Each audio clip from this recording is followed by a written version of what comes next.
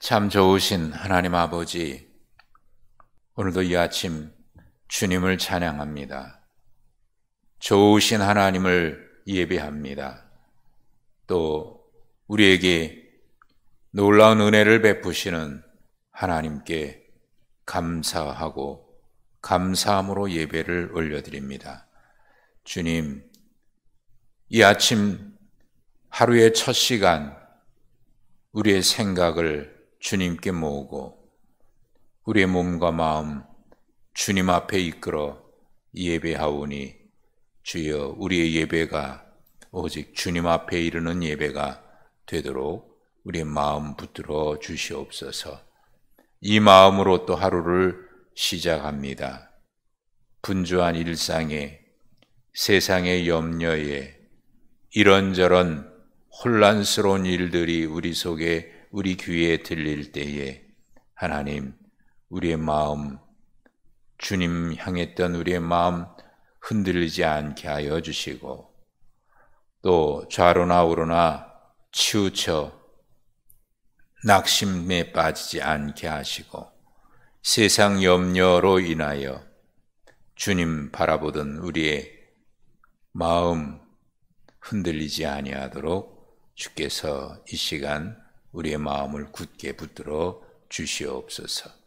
하나님, 또한 이 아침에 주님을 바라보면서 결심합니다.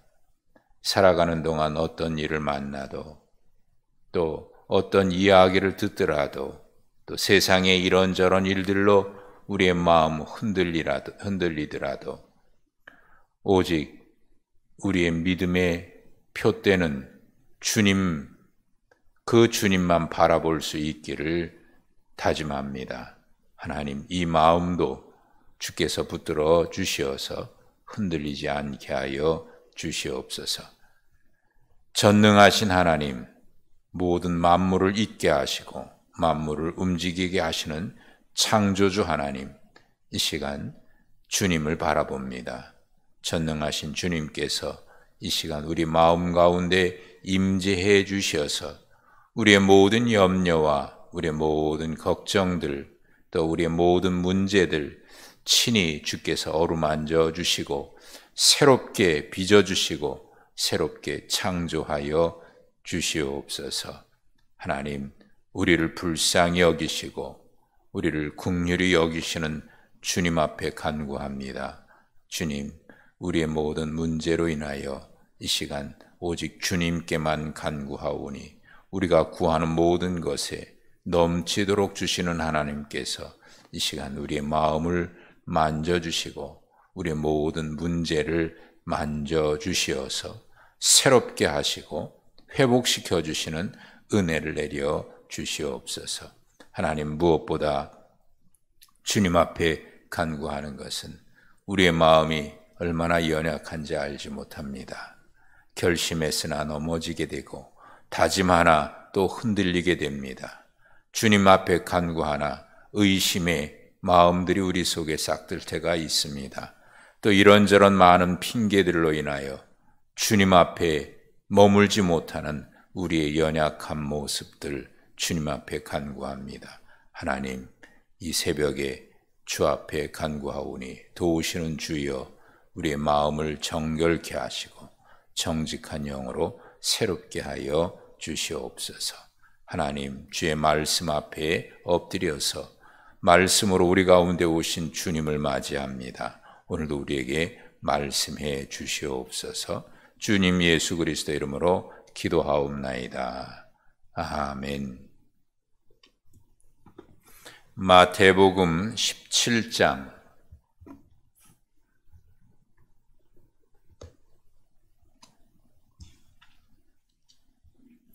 마태복음 17장 14절부터 27절까지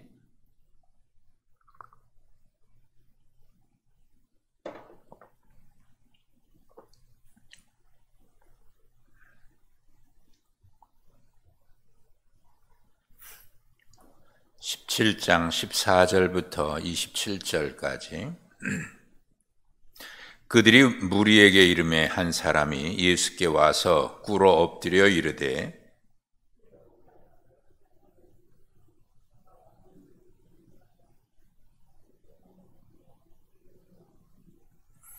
내가 주의 제자들에게 데리고 왔으나 능히 고치지 못하더이다.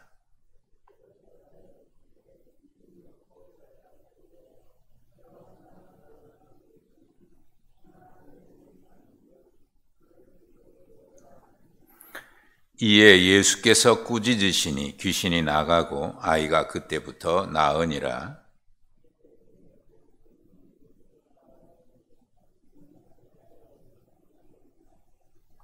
이르시되 너희 믿음이 작은 까닭이니라. 진실로 너희에게 이르노니 만일 너희에게 믿음이 겨자씨 하나를 만큼만 있어도 이 산을 명하여 여기서 저기로 옮겨지라 하면 옮겨질 것이요 또 너희가 못할 것이 없으리라.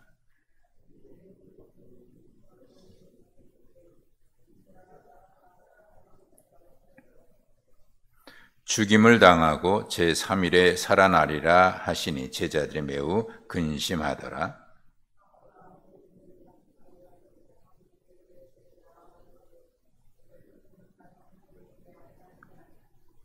이르되 내신다 하고 집에 들어가니 예수께서 먼저 이르시되 시몬아 내 생각은 어떠하냐? 세상 임금들이 누구에게 관세와 국세를 받느냐? 자기 아들들에게냐 타인에게냐?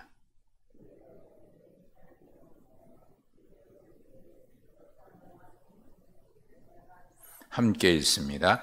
그러나 우리가 그들이 실족하지 않게 하기 위하여 내가 바다에 가서 낚시를 던져 먼저 오르는 고기를 가져 입을 열면 돈 한 세겔을 얻을 것이니 가져다가 나와 너를 위하여 주라 하시니라. 아멘. 엊그제 제 치과 치료를 위해서 병원을 다녀왔습니다. 임플란트를 3개를 이제 새로 해야 되는데 그 중에 하나는 새로 했고 그리고 나서 이제 나머지 2쪽은 이제 이빨을 빼낸 상태인데 지금 몇 개월째 지나고 있어요. 그래서 어금니 2개가 이쪽으로 빠져 있는 상태인데 그래서 이쪽은 이제 거의 씹지 못하고 왼쪽으로만 음식을 먹고 있습니다만은 이 2개가 이제 아래에 2개가 한꺼번에 빠지다 보니까 바로 거기에 임플란트를 심으려면 뼈가 굳어져야 되는데 일반적으로 거기에 뼈를 이식한다고 그러더라고요. 근데 제가 치료받고 있는 그분은 그런 얘기를 해요. 목사님, 이식해서 하는 것보다는 조금 늦더라도 그걸 좀 지나고 나면 그 빈자리가 살로 채워지고 그 안에 뼈가 채워지니까 그렇게 한 다음에 임플란트를 심으면 튼튼하기도 하고 또 부작용도 없습니다. 비용도 적게 들고요. 그래도 얘기 듣고 보니까 그게 맞는 것 같아서 지금 기다리고 있는 중인데 좀처럼 잘 채워지질 않아요. 예전 같이 우리 몸이 젊었을 때하고 이제 다르니까. 그래서 이번에도 몇 개월 동안 안 가다가 작년에 가고 지금 금년에 처음으로 갔어요. 이제는 좀 채워졌겠지 하고 가서 엑스레이를 찍으니까 원장님이 목사님 참 더디게 채워지네요. 겉에는 이제 거의 살이 채워졌는데 문제는 그 안에 살이 좀 더 굳어져야 밀도가 높아져야 뼈가 이제 그 임플란트가 단단히 심어질 것 같습니다. 그래요. 겉에는 채워졌는데 속이 덜 채워졌다는 거예요. 대화하고 역시 치료하지 못하고 이제 왔는데 오는 중에 이런저런 생각이 들더라고요. 겉에는 채워졌는데 속은 덜 채워졌다. 그런 생각이 들었어요. 우리의 신앙생활이 겉에는 뭔가 있는 것 같은데 주님 보실 때 속은 아직 부족하다고 하면 그런 모습은 없나? 겉으로는 기도하는 것 같은데 기도하는 모습은 있는데 속에는 기도하면서 주님에 대한 신뢰가 없지는 않을까. 겉에는 예배하는 것 같은데 속 중심으로는 아직 주님 앞에 온전하게 예배하지 못하고 마음 다해서 예배하지 못한다면 어떻게 하나. 예. 주님께서 겉모습 경건한 모습은 있으나 경건한 능력이 없는 모습을 말씀하신 적이 있잖아요. 그래서 그런 생각이 들었습니다. 예수님과 세 제자가 변화산에서 놀라운 일들을 경험하고 내려오는데 한 무리의 사람들이 있고 그 중에 한 사람이 예수님께 얼른 달려와서 엎드려 이렇게 얘기합니다. 내 아들을 불쌍히 여겨주십시오. 내 아들이 귀신에 사로잡혀서 물에도 들어가고 불에도 들어갑니다. 제자들에게 데려왔는데 제자들이 고치지 못했습니다. 그러자 예수님께서 탄식하듯이 말씀하십니다. 탄식하며 꾸짖듯이 말씀하십니다. 믿음이 없고 패역한 세대여, 내가 언제까지 너희와 함께 있고 내가 얼마나 너희에게 참으리요. 그를 내게 데려오라. 그리고 그 아이를 고쳐주지요. 이 마태복음에는 마가복음에 있는 내용 중에 여러 부분들이 생략된 채 간략하게 기록되어 있습니다. 생략된 것 중에 하나가 무리들 가운데 내려오실 때에 서기관들이 제자들과 함께 논쟁을 하고 있었던 일이 있었어요.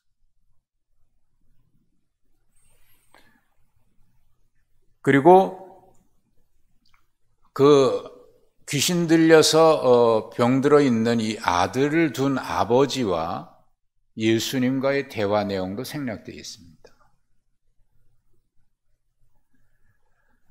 그 아버지가 주님께 이런 이야기를 하거든요. 하실 수만 있거든 이 아들을 고쳐주십시오.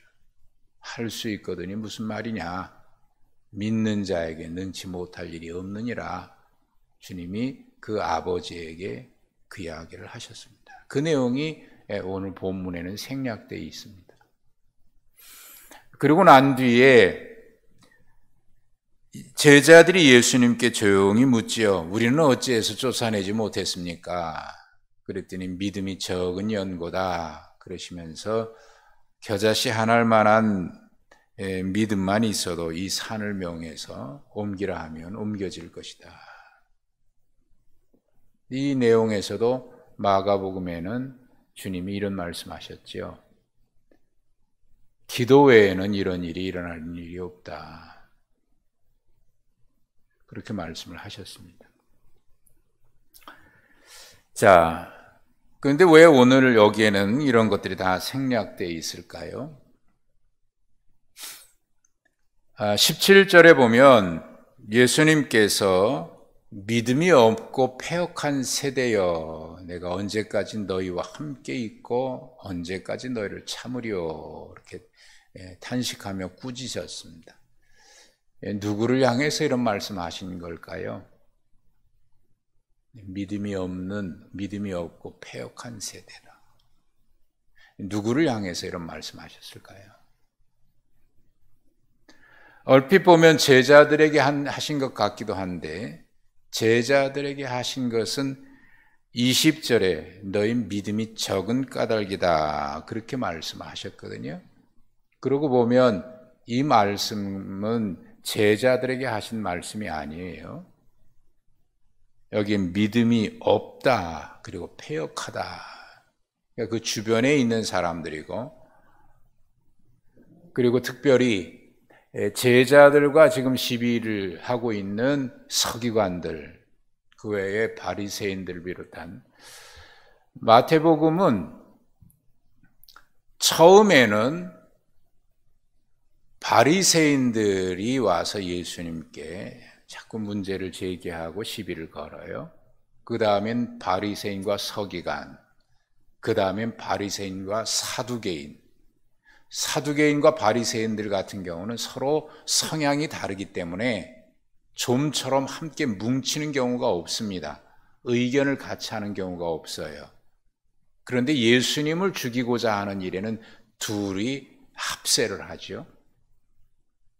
그렇게 처음에는 바리새인이나 서기관, 사두개인들이 예수님과 대립을 하는데 베드로의 신앙 고백 이후로부터는 예수님과 갈등을 하는 사람들이 제자들이 주로 갈등을 일으킵니다. 예수님 십자가 진다는 것을 반대한다든지, 그리고 올라가면서 주님과 함께 올라가면서 우리가 어느 자리에 앉을까 이걸 탐한다든지, 그것 서로 분쟁한다든지, 그리고 주님 마지막에는 주님을 이제 배반하고 떠나가고, 이렇게 베드로 마태복음에는 전반부는 주로 유대 세력들과 주님이 갈등을 일으키는데 후반부에는 주님과 제자들의 갈등을 본격적으로 기록해내고 있어요. 그 와중에 오늘 주님이 말씀하시는 겁니다. 믿음이 없고 패역한 세대라고 하는 것은, 여기 패역한 세대는 구약 성경에 보면 출애굽기, 민수기, 신명기에 이스라엘 백성들이 광야길을 걸어가면서 만나를 경험하지요, 물을 경험하지요, 매출하기를 경험하지요, 여러 가지 하나님의 은혜를 경험함에도 불구하고 문제만 생기면 원망 불평하고 있어요. 그들을 향해서 주님이 성경은 패역하다 이런 말씀을 썼는데, 여기도 이제 믿음이 없고 패역한 세대라고 하는 것은 바로 그들을 가리켜서 말합니다.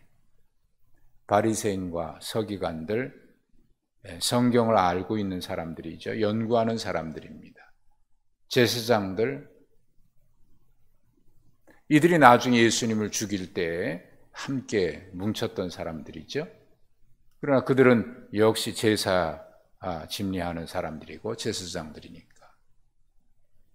그런데 그들은 예수님이 행하시는 기사와 이적을 보았고, 또 지금 조사가 이루어지고 있어서 사내들인에서 파송된 일이 여러 번 있기 때문에 예수님이 어디서 말씀을 가르친다 그러면 그 자리에 항상 있었던 사람들입니다. 보고 들었으나 믿지 않아요. 패역한 세대입니다. 겉으로는 경건한 모습이 있으나 경건한 능력이 없습니다. 겉모습은 채워져 있지 속은 여전히 자기 생각으로 가득한 사람이에요. 이런 사람들을 가리켜서 달라스 윌라드는 무슨 표현을 썼냐면, 믿음이라고 하는 그 믿음 자체는 좋아하나 하나님을 향한 믿음은 없는 사람이고, 사랑이라고 하는 말 자체는 좋아하나 실제로 사랑하지는 않는 사람들이고, 기도라고 하는 그 말은 알고 기도라고 하는 것은 좋아하나 실제로 기도하지 않는 사람들이다. 경건한 모습은 있으나 경건한 능력이 없다. 그 말과도 비슷하죠. 그들을 가리켜서 책망한 겁니다. 믿음이 없고 패역한 세대다.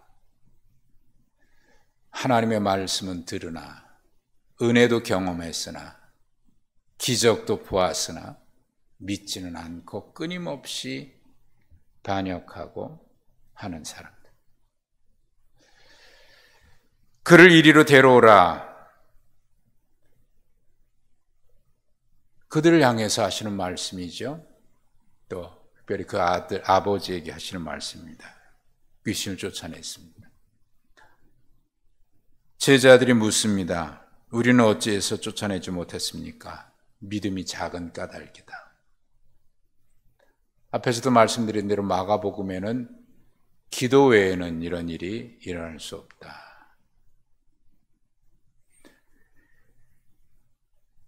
그러면 기도 안 했기 때문일까요? 우리는 쉽게 이렇게 얘기할 수 있습니다. 산 위에 베드로, 야고보, 요한은 예수님과 함께 산 위에 올라가 있었는데 이 나머지 9명의 제자들은 산 아래에 있으면서 혹시 졸고 있었던 건 아닐까? 기도 안 하고? 그러면 산 위에 올라간 제자들은 예수님과 함께 그 위에 올라갔을 때 기도했을까요? 졸다가 깨가지고 자기가 무슨 말을 하는지도 모르고 말을 했거든요, 베드로는. 그러니까 단순하게 그들은 기도했고 이들은 기도하지 않았다 이렇게 얘기하는 것은 성경을 그냥 겉핥기식으로 읽는 거예요. 여기서 말씀하고 있는 것은 그 내용이 아닙니다. 믿음이 작은 까닭이니라 했습니다. 그러니까 그들을 향해서 믿음이 없다고 얘기하지 않으셨죠? 앞에서도 말씀드렸지만 믿음이 작은 자여라고 하는 이 말씀은 언제나 믿음이 없는 사람에게 하신 말씀이 아니라 믿기는 믿으나 그렇지 않은 제자들에게 말씀하실 때는 언제나 믿음이 작은 자여라고 얘기를 하셔요. 10장에서 그들은 이미 전도하러 가서 귀신을 쫓아낸 경험들이 있고요. 병자를 고치는 경험들을 했었던 사람들. 근데 지금은 그런 일이 일어나지 않아요. 믿음이 적은 까닭이니라. 이 말은 이런 겁니다. 믿음은 한 번 임하면 내 것으로 가지고 다니는 게 아닙니다. 믿음은 내 주머니에 넣고 다니다가 필요할 때 쓸 수 있는 내 소유가 아닙니다. 믿음은 하나님과의 끊임없는 신뢰입니다. 주님과의 끊임없는 인격적인 관계입니다. 그래서 성경은 주로 믿음이라고 하는 단어가 로마서의 바울 사도가 믿음이라고 얘기할 때 명사형으로 쓴 거 외에는 대부분이 다 믿음은 동사형으로 써여 있어요. 주님 안으로, 피스티오 에이스, 주님 안으로 이렇게 되어 있습니다. 그러니까 믿음은 주님과 내와 지금 끊임없는 교제입니다. 인격적인 관계 속에 살아가는 거예요. 필요할 때 주님 끌어다 쓰는 그런 도구가 기도가 아니고 문제 해결을 위한 방법이 기도가 아니고 어떤 역사를 일으키기 위한 도구가 기도가 아닙니다. 그들은 기도했다 안 했다 이렇게 단정하기 어렵습니다. 근데 마가복음엔 기도 외에는 이라고 말씀하셨으니까 우리가 그렇게 생각하는데 그것은 뭡니까? 기도할 수 있어요. 그러나 기도는 하나, 기도는 좋아하나, 달라스 윌라드의 표현대로 기도는 좋아하나 실제로 믿음으로 기도하지 않는다. 여러분 기도라고 하는 것 언제 합니까? 문제 생기면 기도하게 되지요. 그러나 기도는 문제 생길 때 하는 문제 해결 방법이 아닙니다. 기도는 주님과의 늘상 함께 살아가는 삶입니다. 오늘도 주님 앞에 기도와 함께 머물러 있고 항상 주님과 함께 기도 안에 머물러 있는 믿음은 크고 작으냐 그게 문제가 아니고 겨자씨만한 믿음이 있어도 산을 옮긴다 그러면 이게 얼마나 큰 믿음이에요? 그런데 주님은 그 믿음을 가리켜서 얘기할 때 겨자씨 하나만한 믿음이 있으면이라고 얘기했습니다. 그러니까 믿음이라고 하는 것은 크고 작으냐의 어떤 분량이라든지 크기의 문제가 아니라 주님과 생명으로 연결되어 있느냐, 생명으로 역사하는 믿음이냐, 이것을 주님 말씀하십니다. 자, 지금 이 시대가 어느 때보다 기도해야 될 때고, 지금 이 시대가 자녀들 때문에 또 사업 때문에 교회는 교회대로 어렵지요. 신앙생활 유지하기가 점점 어려워지고 있지요. 기도한다고 하면 어느 때보다 기도해야 되는 이때인데 기도는 다 하고 있는지 모릅니다만은 자고 있는 것 같아요. 주님과 인격적인 교제가 없이 살아가는 시대가 점점 되어버리고 말고 있습니다. 주님 말씀하십니다. 너희 믿음이 적은 까닭이니라. 기도 외에는 이런 일이 일어날 수 없느니라. 이 얘기는 기도했다 안 했다가 문제가 아니라 기도 안에, 믿음으로 기도 안에 있느냐. 주님 그때 또다시 두 번째 말씀하십니다. 인자가 사람들에 넘겨져 죽으리라. 넘겨진다 그랬죠. 다른 말로 말하면 하나님이 넘겨주신다. 아니 스스로 죽음에 넘겨진다. 제자들 걱정합니다. 전에는 안 그랬는데 이제는 걱정합니다. 근심합니다. 죽음에 대해서 주님 말씀하신 것이 뭔지를 알고 있는 것 같아요. 그러나 아직 부활에 대한 이야기는 그들의 귀에 들어오질 않아요. 그것은 이해로 될 수 없는 문제니까 말이죠. 주님 부활하신 다음에도 그들은 안 믿었는데 경험으로 알아가는 것. 오늘 하루도 우리는 주님 안에 머물러 있어야 합니다. 어떤 상황이든지 주님 안에 머물러 있어야 합니다. 겉은 채워져 있으나 속은 비어 있으면 안 됩니다. 겉에는 포장되어 있으나 속은 다른 내용물이 들어있어서도 안 됩니다. 주님으로 가득하고. 그래서 바울 사도는 언제나 믿는다라고 하는 표현을 쓰기보다는 주님과 함께 살아간다는 표현을 써요. 이제 내가 그리스도와 함께 사는 것이니, 그리스도와 함께 사는 것이니, 우리는 하나님과 함께 살아가는 삶을 살고 있습니다. 이것이 믿음입니다. 그것이 주님이 원하시는 믿음입니다. 오늘 하루도 주님 안에 머물러 있으면서 주님과 함께 동행하시고 주님과 함께 살아가는 삶을 살아가시고 바라고, 그 안에서 하나님의 살아계심을 경험하는, 매 순간 하나님의 살아계심을 체험하고 그 안에서 누리는 기쁨으로 살아가는 복된 날 되시기를 주님의 이름으로 축복합니다. 하나님 감사합니다. 오늘도 주님 앞에 예배하면서 하루를 시작합니다.